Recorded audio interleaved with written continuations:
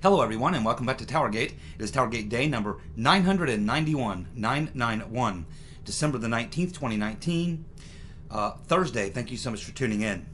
Okay, so so much to get to today. I don't know if I'll be able to get to it all. I'll do my very best. There's just so much breaking, from the events of yesterday. So it looks like at this point, Madam Botox has crossed the Rubicon. She has marched to the edge of the cliff, and she has led her band of demo commies, nearly every damn one of them, over the cliff with her. Probably one of the most despicable things, certainly the most despicable thing I've ever seen. I've been watching politics in Washington for over 40 years, and I've just never seen anything, never seen it quite this bad. I do not have time to go through Madam Botox's speech and how angry it made me trying to watch it.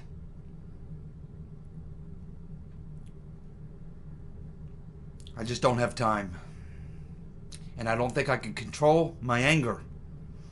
It will be a very short video. It'll probably be pulled from YouTube. Needless to say, it's the most despicable thing I've ever seen. But I want to say this to that nasty bitch. You may have one day to wallow in this filth, but that's all you've got. Because the day after, and for every day leading up to the next election, you are going to pay one hell of a price. We see it in the polls. Trump is up 6 points since the impeachment began. We saw a poll yesterday that showed 22% more independents oppose the impeachment than support it. We have demo commies, one switching parties, others behind the scenes saying they know this is political suicide, but they were given no choice by Madam Botox. What she has done, along with her Lemmings, will leave a mark on this country for all of history and on the president's record.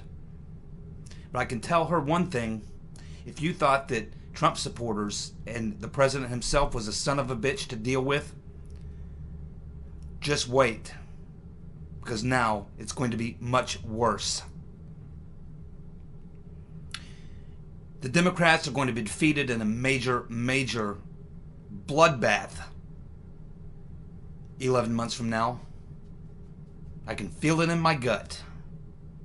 Remember, I predicted Trump would win in 2016, 3 weeks before the vote.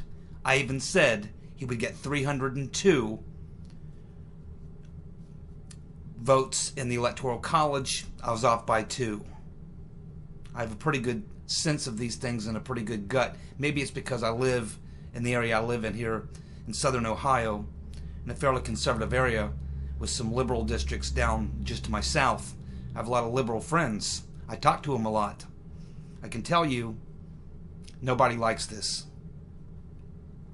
Not only that, but I can tell you that Barr and Durham have been sitting back watching this, and they have got to be absolutely wrenching right now, probably puking at what they're seeing, because they know they have the evidence of the hard coup that failed, and they see the soft coup that mildly succeeded, and they have got to be sick to their stomach.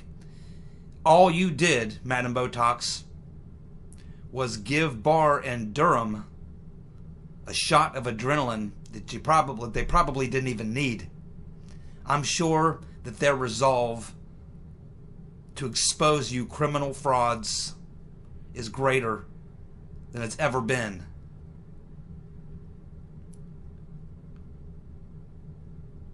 They are going to expose the criminal conspirators, and dozens of criminals from the FBI, DOJ, intelligence community, and elsewhere are going to prison.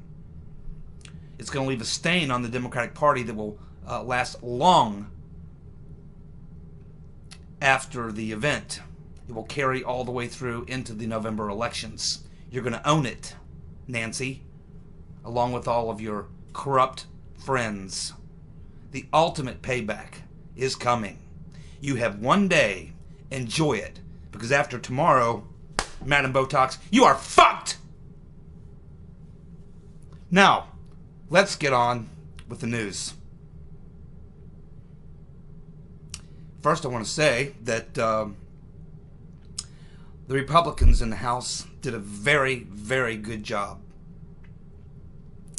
Have a newfound respect for many of them.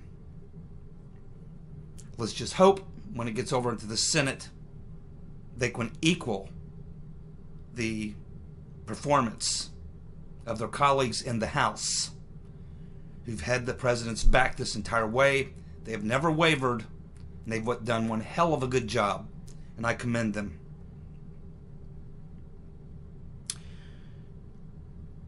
The bug-eyed fool was spotted last night in a posh DC restaurant laughing it up.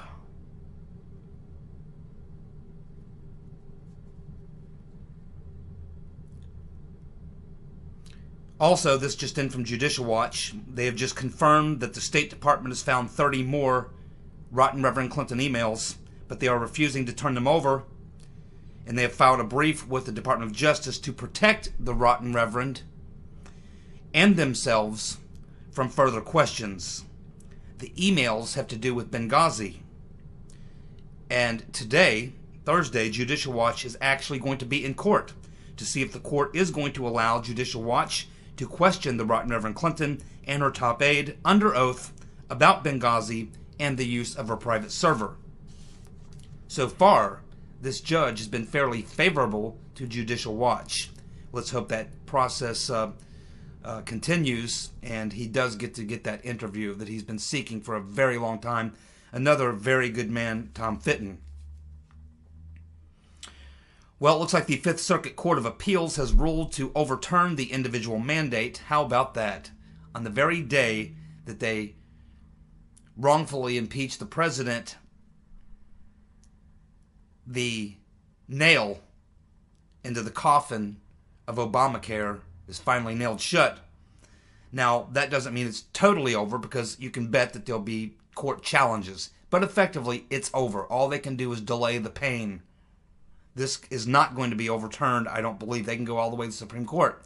It'll be kicked back down. They'll not even hear the case. It was a 2-1 decision.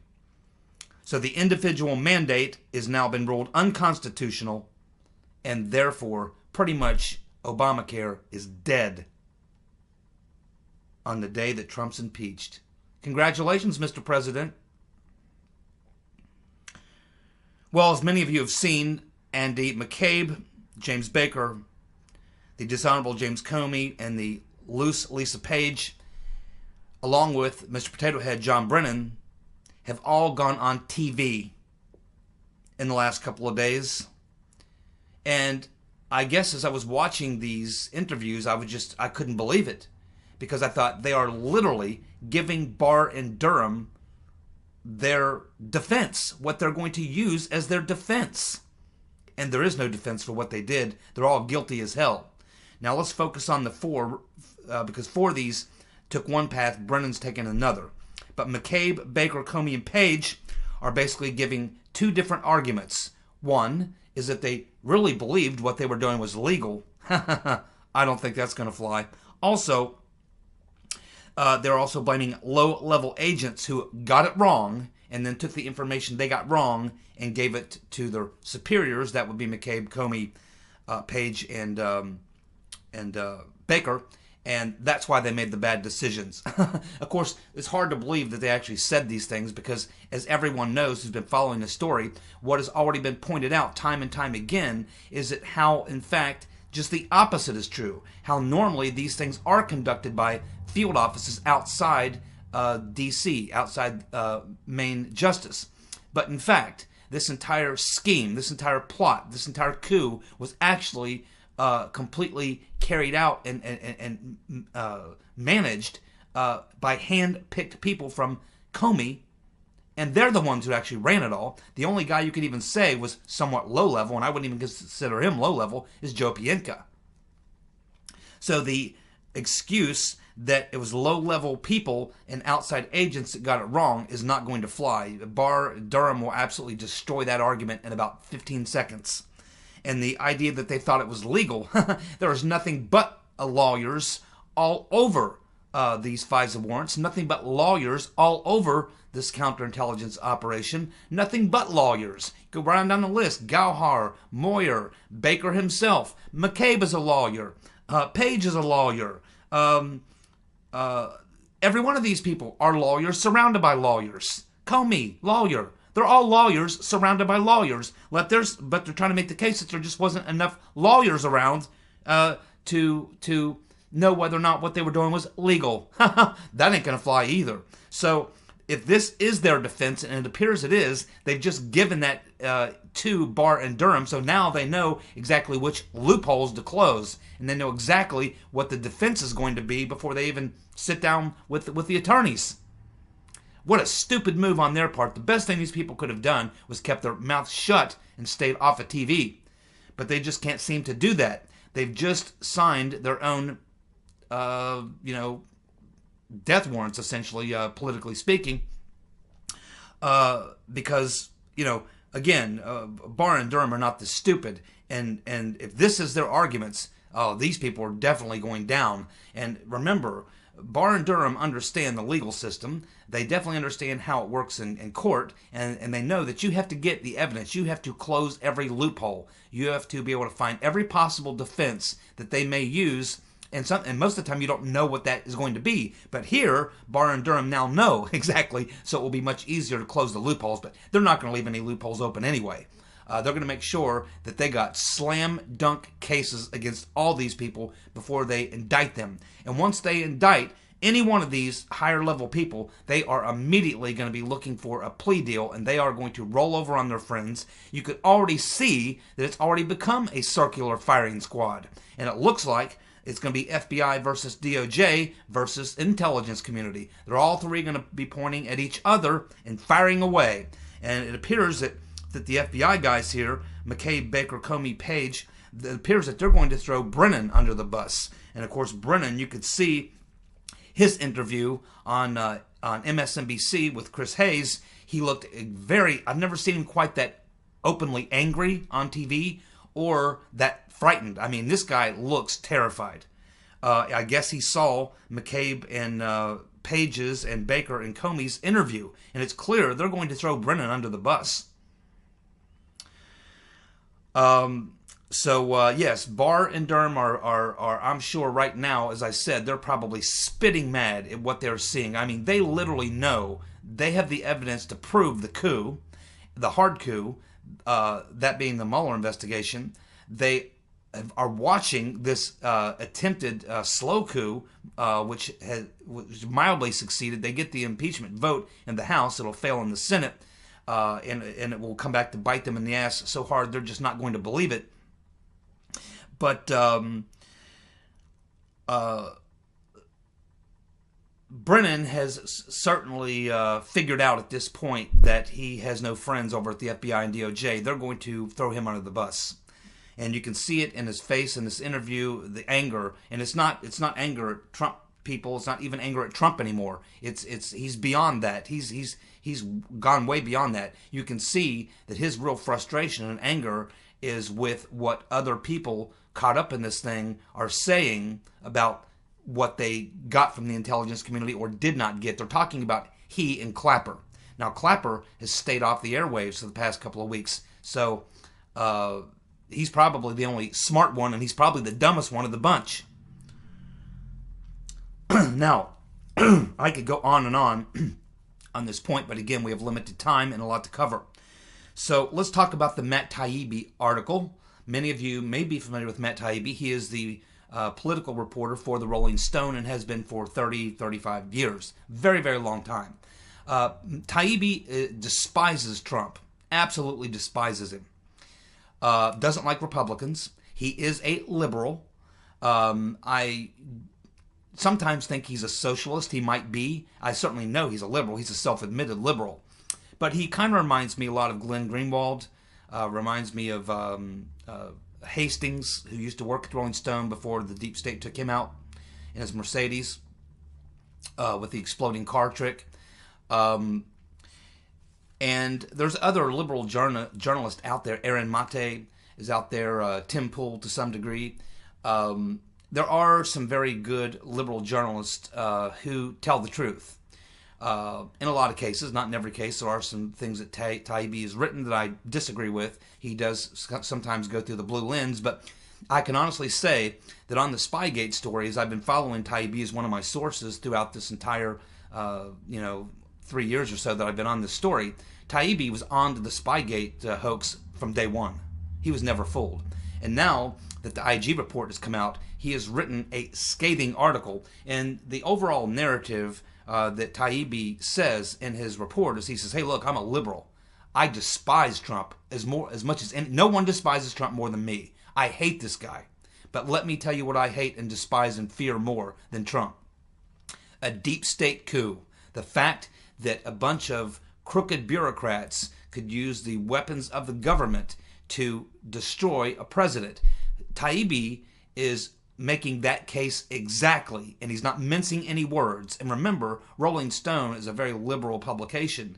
All throughout Rolling Stone, you'll find nothing but liberal take. I don't think there's any conservatives that write or are featured in Rolling Stone. That's why I canceled my subscription 10 years ago.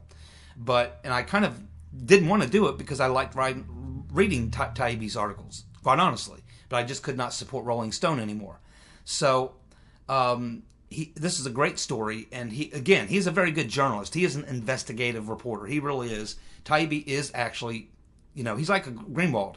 When he gets on a story, he's looking for facts. He's looking for details. He digs. Just like Michael Hastings. He was a liberal at Rolling Stone, but he was a damn good journalist. And so I'll give credit where credit is due. And on this particular issue, Spygate, Taibbi is dead on. And it's important because a lot of liberals read that, and they read Taibbi. And so a lot of liberals are reading this article by Taibbi, and it's important that you have someone who is a true Trump hater, despises Trump, but telling the truth. And that's going to reach, Rolling Stone reaches millions of people, and most of them probably on the left. So it's an important article, and I, again, commend Matt Taibbi for being an honest liberal. I can disagree with him on a lot of policies and stuff, but again, I'll credit someone where credit is due. And keep in mind, folks, I'm not a Republican, I'm not a Democrat, I'm nothing. I have no party affiliation. I feel no loyalty to any parties. I never have, really. I used to be a Republican many years ago just because I was brought up in a Republican family, but that all ended, back in 2003 for me with the Iraq War, 9/11, the whole nine yards. W. Bush, I have to say, in fact, I used to say W. Bush made a libertarian out of me, but never really felt any real connection to the Republican Party anyway. It just sort of, I grew up in a Republican family and kind of thought of myself as a Republican, but these days I have no party affiliation at all. And so I like to be that way. I don't like to feel like I have to fit into some sort of a box and be a party man. I remember back during the Iraq War, my family's all Republicans. They were all supportive of it because they were the Republicans. Bush is a Republican. It's a Republican war, therefore we support it. And I was the black sheep. I was the oddball. The one guy in the family said, no, I mean, I can't, there's something bad wrong about this. This is, I said before we ever went into Iraq, the night before I was at my parents' house, I said, this is a disaster. This whole thing is based on bullshit.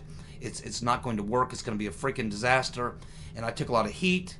But now, just about now that I've been vindicated, my father since has passed away. My mother doesn't have much to say about it anymore. My sister's the only one who really came out and said, you were right. Bush really wasn't that great, was he? And the war was based on lies and the whole nine yards. And they're all kind of religious conservatives, by the way. But in this particular case, Matt Taibbi you know, I have a newfound respect for him, because this was hard for Taibbi to do.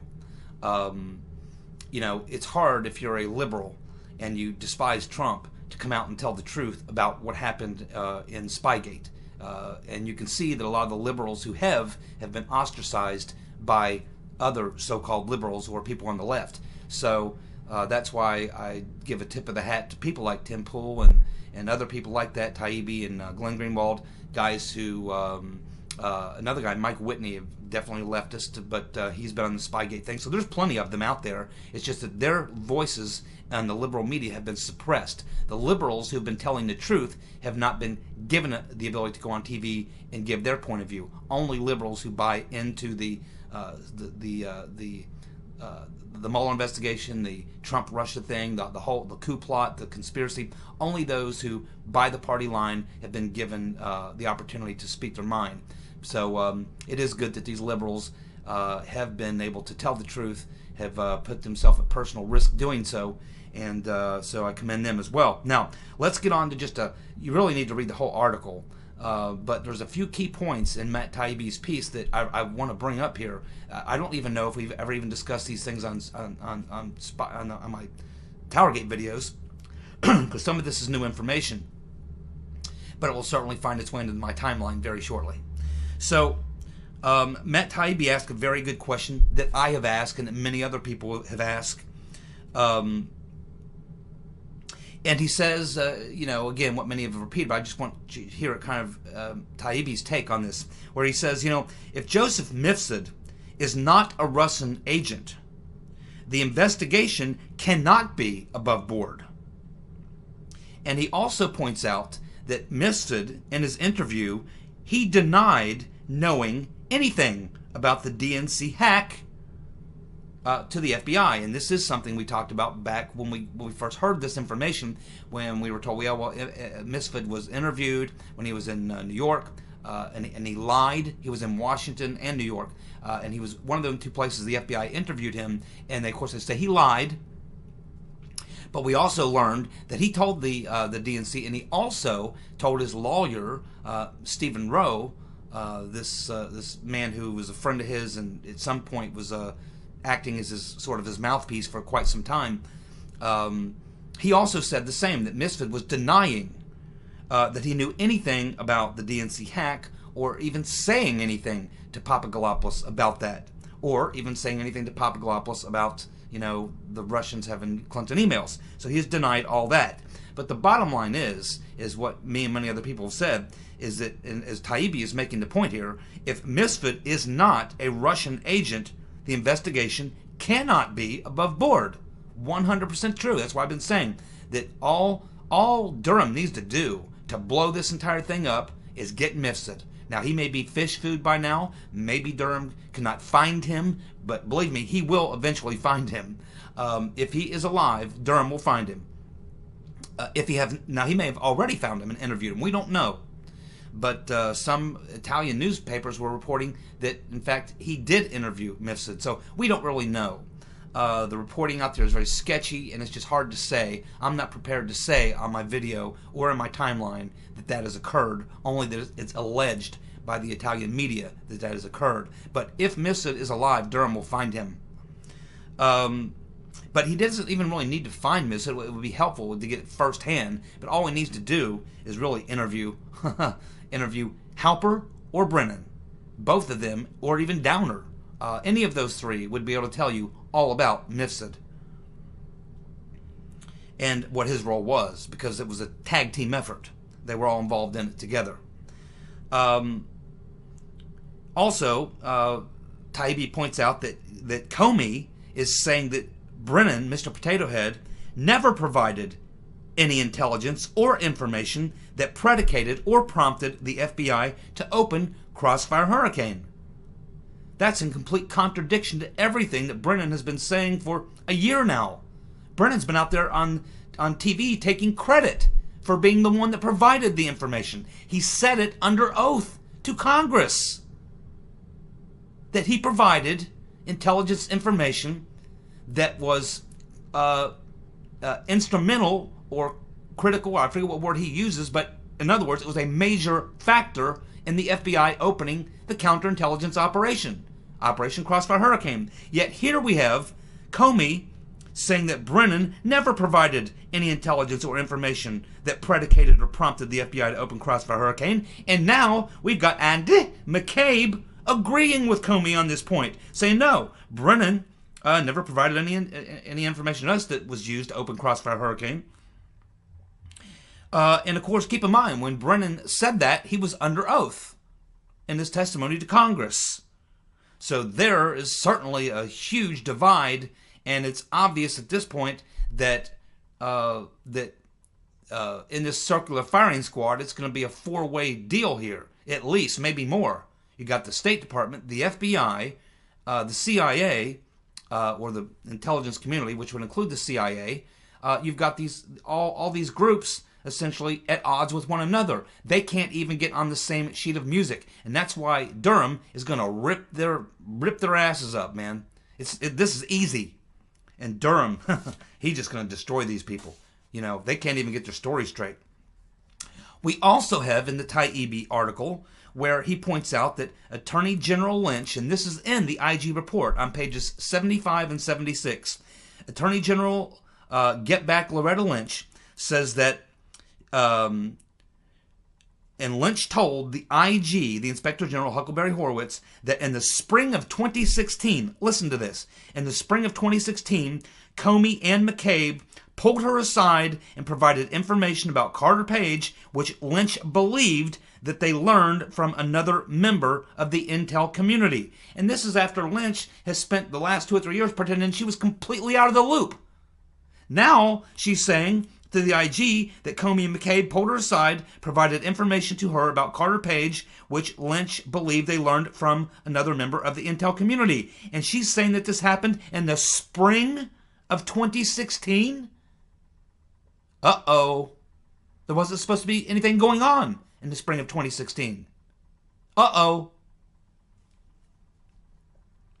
Now, both Comey and McCabe deny this. So now here you have the FBI at odds with the Justice Department, because Comey and McCabe are both saying that they do not think, they cannot recall that happening, what Lynch is saying, and that they don't think it will be possible for that to have happened in the spring of 2016 because the FBI had not yet received the tip from Downer, Down the Hatch Downer. So they say. But of course, we're just learning from Dan Bongino in this past week that it's very likely that they didn't learn about Downer's tip on July 24th, that they very likely learned it on the day or day after it happened. In fact, May 11th. The meeting took place on the 10th, and on the 11th, it appears, is when they actually learned about that, not July 24th, as they've been saying. So they're obviously, none of this is adding up. These people are all in disagreement with one another. And that's the worst thing that you can have in a criminal conspiracy. And that's why Barr and Durham are just going to tear these people apart. We have Brennan saying that he gave information to the FBI that was the basis for Crossfire Hurricane. So here we have all these people.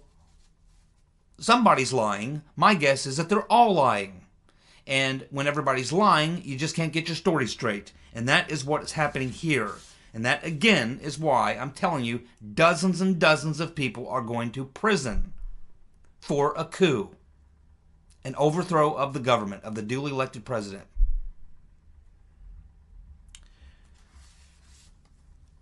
We now have 200 former... So, before I get into this story, just want to remind you, that was from Matt Taibbi. You might want to take a look at his article in the Rolling Stone. It's a very good read. Now, on to the next story. We have 200 former Obama administration officials who have now signed a letter endorsing Pocahontas. Hiawatha. That's right. 231 to be exact. 231 former Obama administration officials have signed a letter endorsing Hiawatha. That's not good news for Burisma Joe, is it? Also, let's not forget that Horowitz was testifying in front of Ron Johnson's committee today, and a few really good questions coming from there. Particularly Rand Paul was excellent today on Horowitz, as was Ron Johnson. So in a conversation with Ron Johnson, Horowitz says that he didn't look into the Shearer dossier because Jonathan Weiner refused to testify to the Inspector General. Didn't look into that Shearer dossier. That's Hillary's henchman, Cody Shearer. He also said that the Inspector General did not reach a conclusion as to whether political bias affected any part of the Carter Page FISA. And he said it was our inability to explain or understand or get good explanations so we could understand why all this happened. So you have the media out there reporting that Inspector General Huckleberry Horowitz has said that there was no political bias that affected the investigation, when he's now been re-asked this question now 2 or 3 times, and he continues to say exactly what he said the first time and what is actually in his report if you want to read it in context. And again, he's saying to Ron Johnson, the IG did not reach a conclusion as to whether political bias affected any part of the Carter Page FISA. And he said it was our inability to explain or understand or get good explanations so we could understand why all this happened. In other words, he simply couldn't document it. No one came out and said, yeah, we were politically biased against Trump, so that's why we did it. Now, Rand Paul brought up a very good point to Horowitz, and he said, hey, what about this lawyer who emailed out to his friend, Viva la Resistance, Kevin Kleinsmith, and then, of course, he, altered the email and this type of thing. Wasn't that political bias that affected his decision? At which point Horowitz said, yes, it certainly was. And that's why we referred him to the FBI and the DOJ as a criminal referral for criminal prosecution, which now it's been passed on to Durham.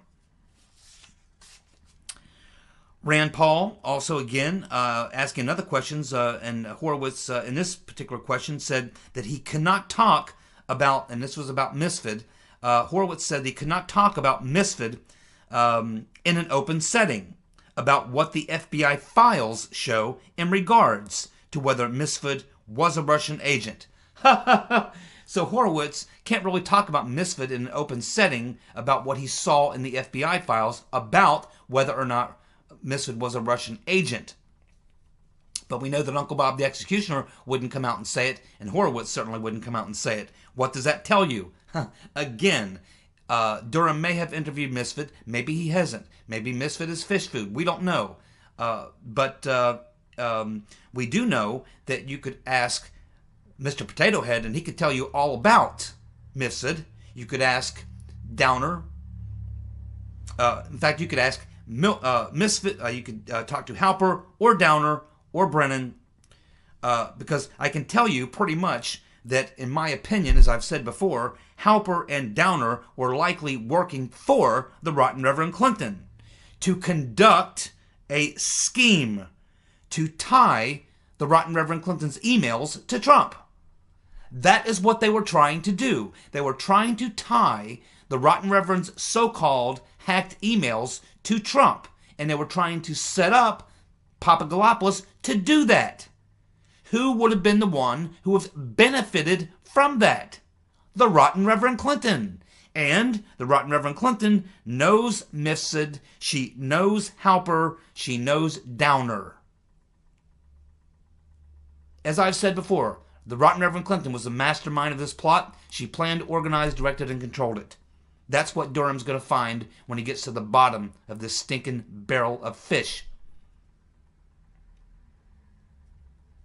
I also really liked what Rand Paul said when he was talking about the FISA court and why it was actually supposed to be set up to be used against foreign terrorists, but instead it was used against Americans. There should never be American citizens' names or issues even brought into a FISA court. Not necessary, not what it was intended for. Well done, Rand Paul. We also have Nunes ripping Judge Collier, even though everybody's saying, well, she came out and wrote a scathing letter against the FBI. Yeah, Well, why didn't she write that letter 2 years ago? Because back in February of 2018, Nunes told her every damn thing that she's got in her letter. Why did she wait 2 years to finally do something? Paul Manafort. His case has been ruled as a case of double jeopardy. It's been thrown out of the Southern District of New York. It is now possible for Trump to pardon Paul Manafort.